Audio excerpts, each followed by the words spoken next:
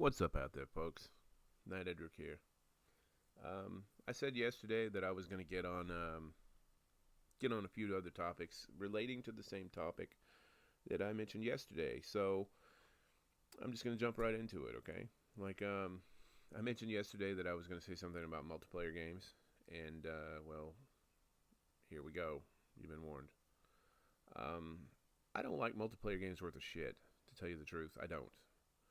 Um, yeah, racing games are okay. I like racing games. I'll play a racing game occasionally online.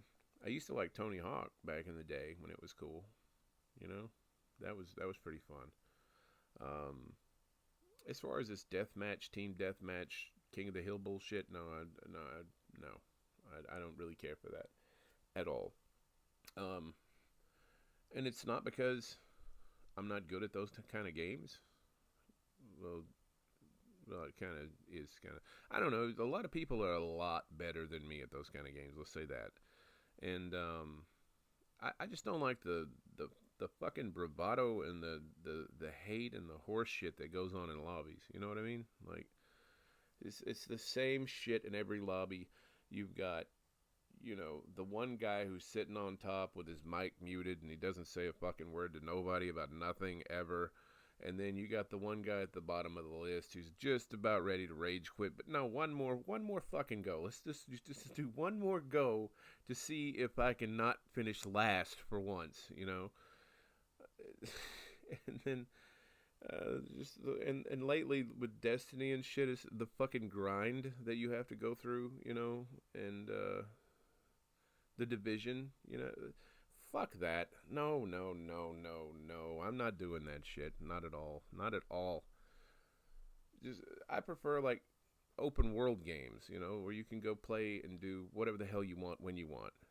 Just have fun. Just go explore. What the fuck is in this cave? I don't know. Like Skyrim and shit like that. Now, granted, Skyrim is pretty much at this point I would call it a casual game, branching off what I said yesterday, because I mean, you could make it as hard as you want, really, but who the fuck really puts it on very hard? You know your damn self you didn't play Skyrim on very hard. You pumped that shit down to easy and you said, let's fucking rock this shit. And that's exactly what you did. So, it's pretty much at this point, with the difficulty level of Skyrim, it didn't really mean shit, but it was fun. And it was huge, and it was something to do, and everybody could be good at it. And I don't know. I didn't put it on very easy. I just left it on whatever the fuck it was on when it started. But I found out about, I don't know, 50 hours in my first playthrough. I'm like, you mean I could play this shit on easy? Wow. Okay. Um. Yeah, it comes down to things like just play whatever the fuck you want and what you like, and fuck other people what they think. It's none of their business what you play, what you do. If you want to sit and play Gal Gun 2 and fucking yeah, I mean, if you know what I'm talking about, then you know what I'm talking about. But if you don't, go look that game up. If you want to sit there and play that shit all day, I don't care. Do it. If it makes you happy, do it. I mean, like I said, it's nobody else's business but your own. What makes you happy? Um, Speaking of happy days, you remember when the internet was fun? You remember when you could have a lot of fun? Wait, back before fucking social media, when you were just, I don't know, most of us were kids. I was a stupid kid back in the day. I'm older than you think, actually, but uh, fucking, but back before social media and having a fucking Kardashian on every single web page you go and visit, it just it was fun. It was, ooh, I won a prize. you know, today these kids today don't have any idea what fun is. They wake up, they see the same bullshit. They turn on, they see the same horrifying news. Oh shit, we're in war with Russia. Oh shit, we're gonna do this and that and the other. Oh shit, look at this. It's nothing but a bunch of just terror and get the fuck out of here, kitty. No, I said no, kitty. And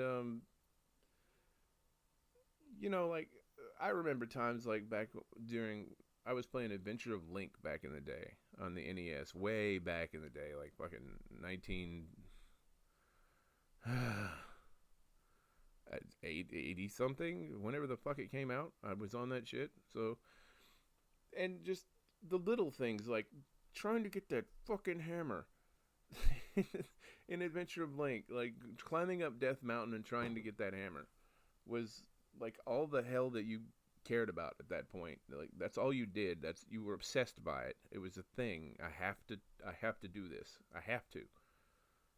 And today it's totally different. It's like, well, I could, you know.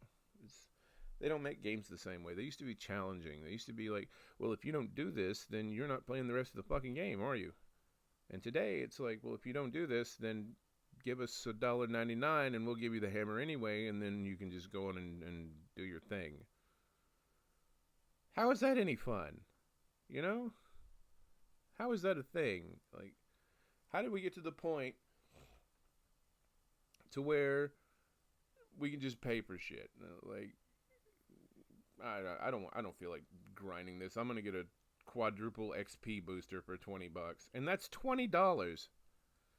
Fucking back in the day, they were giving away Final Fantasy, the first one, with Nintendo Power for $15 a year, and my mom was like, fuck you, $15 is a lot of money. Like, people... It was a free game. It was a free 100-hour fucking RPG game, awesome piece of brilliant history of gaming. No. Too much money. And you got a fucking subscription to Nintendo Power for a year. No, screw that. Too much money. You know? It's sad to see what gaming has become today with the fucking loot boxes. And, oh yeah, loot boxes are nothing but a slot machine. You know, that's a good thing to get your 6-year-old kid, addicted to. And by the way, if your 6-year-old kid is playing a game with fucking loot boxes, you are doing shit parenting. Not because of the gambling aspect of it, because if that kid's playing like Call of Duty or something, you're a shit parent. You shouldn't be letting your kid play Call of Duty or fucking zombie mode, anything fucking... That's on you. That when he grows up to be, a gun nut or something, that's all you. You did that. Kind of ranting a bit, but you know what I'm talking about. Fucking, it's every day with this shit. I mean, now we got trophies, and I like trophies. I people are like, I don't really need to get trophies. I don't want to get trophies. Well, that's fine too. Play the game however the fuck you want, but I mean, I prefer to look at it as, well, I didn't know I could play this game this way. Or there's a lot of shit to do in this game and I want to see it all. So, if the trophies coincide with that, then so be it. I mean, there's a shitload of games that I've beat the game and said, yep, I'm done with this piece of shit. On to the next one. And that's exactly what I said. Fuck this piece of shit. On to the next one. And I can't count how many times I've just dropped a game after I beat it. I'm like, yeah, I'm not doing that. Another 200 hours of grinding to see a special boss or something. No, fuck that. No. New. Now, there's two kind of trophies, There's